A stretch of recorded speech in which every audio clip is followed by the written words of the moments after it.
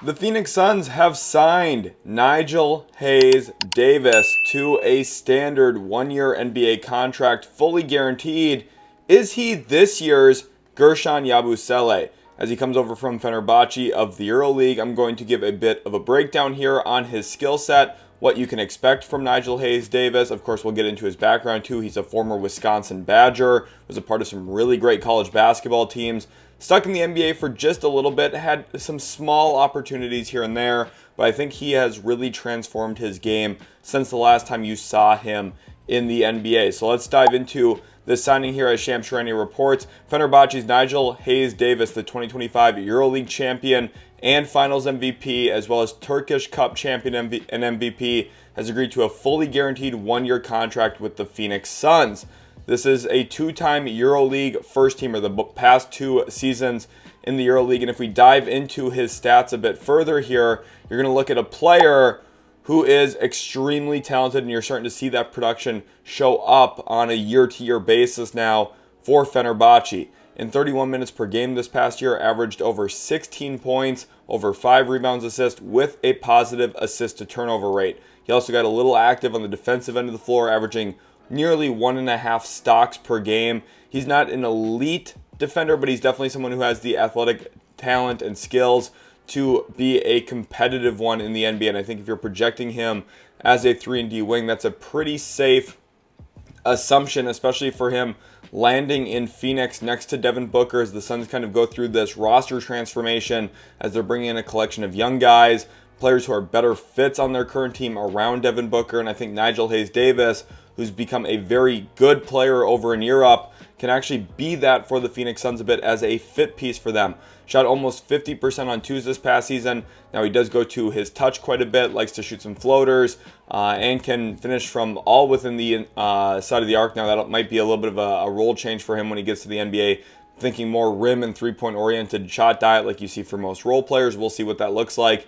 Did shoot a decent number of twos, but the biggest development for Nigel Hayes-Davis as a player is that three-point shot. Over the last 2-3 years has really developed into a super sound, reliable three-point shooter. We're going to look at the clips today, but first, before you see those clips, just know that the numbers back up what I'm telling you. Shot over 41% from 3 this past year for Fenerbahce. This is a guy who in college shot just 33% from 3 for his career with the Wisconsin Badgers. So he's worked very hard on this part of his game and has developed not only into an effective three-point shooter, but an effective three-point shooter with very good volume, almost 6 three-point attempts per game, which is very good over in the European game.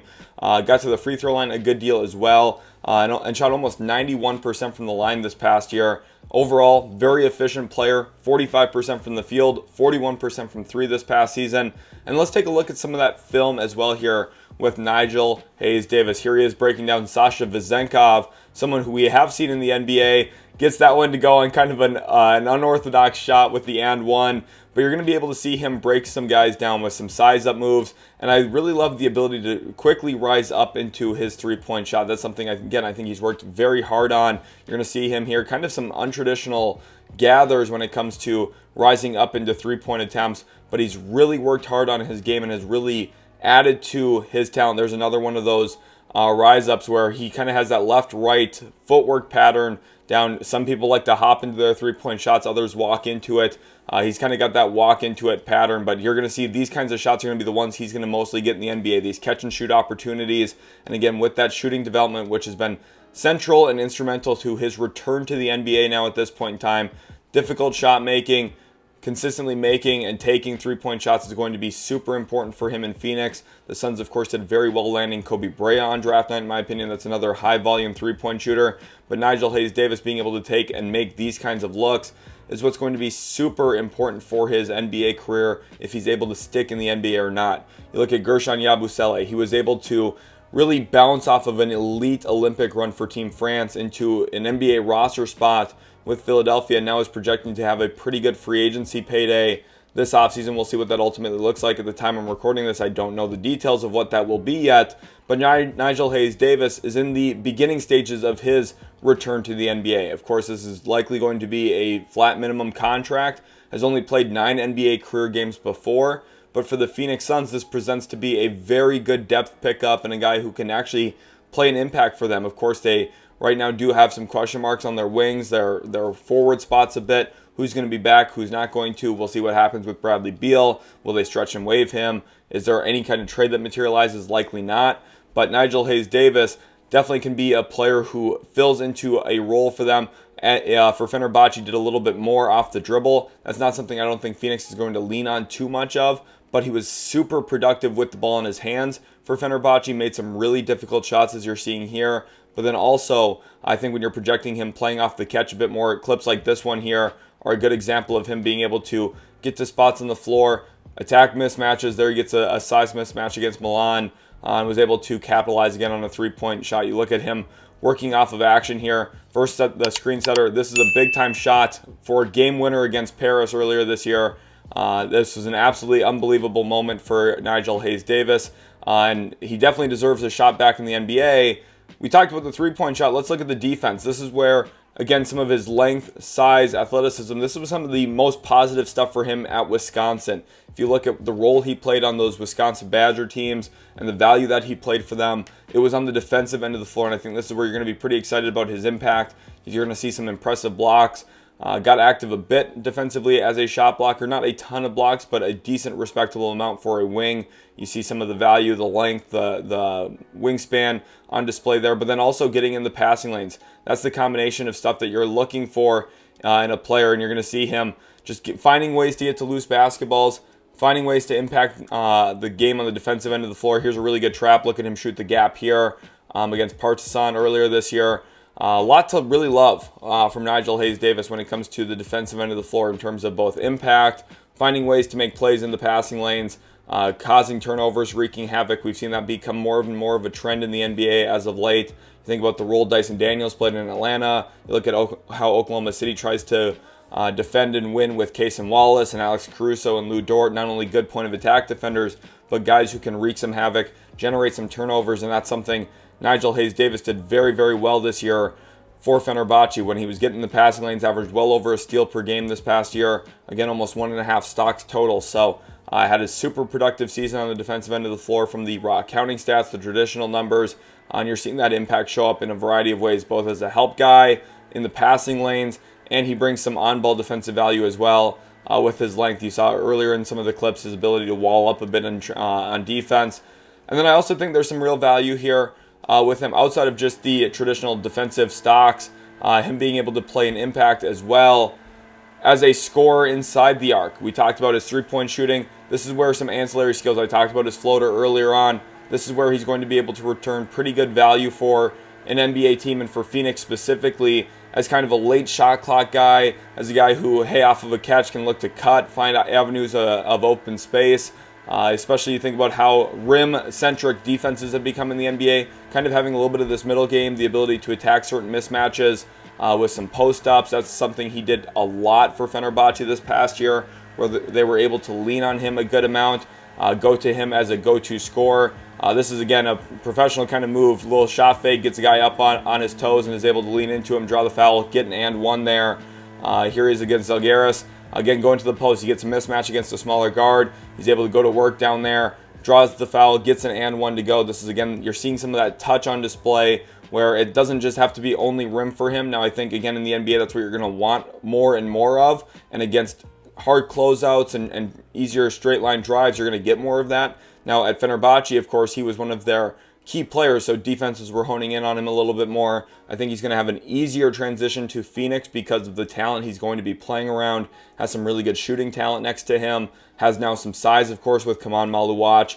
We'll see what happens with Nick Richards, but Mark Williams is the new big man in town as well. So you're going to have some mismatches to attack. You're going to have some rim gravity behind him as a lob threat. And then I also think you're going to be able to see him, again, this right here is kind of the pinnacle. Attack that hard closeout against Olympiacos. Quick rip through and go. That's brilliant basketball for him. We're going to take a second look at that one here with his dunk package. And again, I think this is where the rim volume is really important. You're going to see him get to the rim more and more consistently. I want to hone in on this aspect of his game because I think this is what we need to see translate really well to the NBA. We need to see his rim volume, his ability to attack closeouts, get all the way to the rim, and score both against closeouts and in transition a good amount. Here he is again generating a turnover. I talked about that earlier as a real skill that he's going to bring to Phoenix. So if you're a Suns fan watching this, there is a lot to be excited about. And there's really no risk in this deal. You're signing him to a 1-year minimum contract. Worst case, it just doesn't work out. Maybe he's kind of that quad A player. But I actually do think there's a real chance Nigel Hayes-Davis sticks in the NBA this time around and has a similar impact as Guerschon Yabusele had, who was one of the lone bright spots for the 76ers this past year. And Hayes-Davis' ability to win against mismatches. You see a quick little spin move there off the post catch. I like a lot of his game, and I think with the right developmental tools, he can become a very impactful offensive player in advantage, whether it comes to shooting threes or getting to the rim. And he also showcased some solid passing touch. This isn't going to be a superstar skill for him. I'm not expecting him to come into the league and average 3-4 assists per game, but he had a positive assist to turnover rate. He's a very solid stationary passer. He can read defenses when he's at a standstill, and then also threw some really nice outlet passes this year for Fenerbahce as well. Some really good transition opportunities. You see him here working in the mid post with an uphill DHO, and then a really creative pass off the catch there as well against Alba Berlin earlier this year. So I do think there is a lot to love. I think the processing is miles ahead of where it was with Wisconsin, to be honest. Here he is on a go screen, a little bit of connectivity there. That's the kind of swing pass you're going to want to see him make when Devin Booker gets off the basketball. If you got Kobe Brea there in the corner, or some of the other Suns really good shooters, if that's Rasheer Fleming maybe.